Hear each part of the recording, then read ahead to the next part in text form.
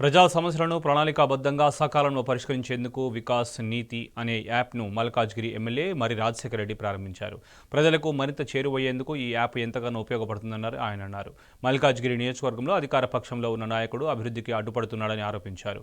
దానికి తోడు స్థానిక అధికారుల వ్యవహార శైలి సరిగ్గా లేదని ఆగ్రహం వ్యక్తం చేశారు.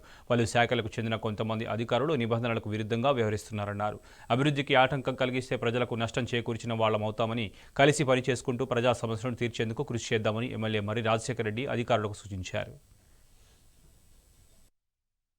రూపాయి సంపాదించుకోవడానికి నేనైతే రాను. సిబిఎన్ కాలనీ 500 ఫ్లాట్లు 448 అప్రాక్సిమేషన్ లో చెప్తున్నా. కరెంటు లేదన్నా, ఎంత బాధ అనిపిస్తుంది అన్నా. పేదల కోసం కట్టిన ఇండ్లకే మనం ఈ విధంగా మనం మేనేజ్ చేస్తే ఏం చేస్తున్నట్టు. ఈడ 7 కాలనీలను ఒకటి ఉంటుంది 133 డివిజన్ల,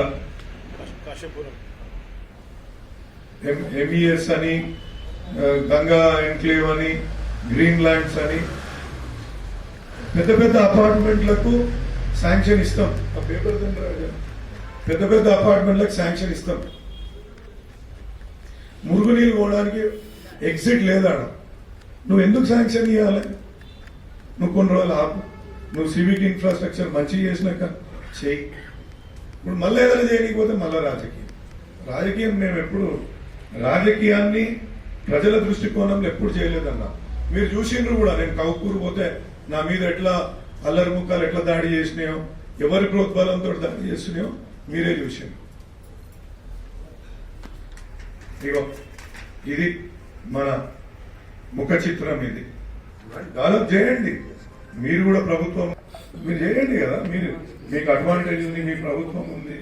వద్దన్నమ్మా.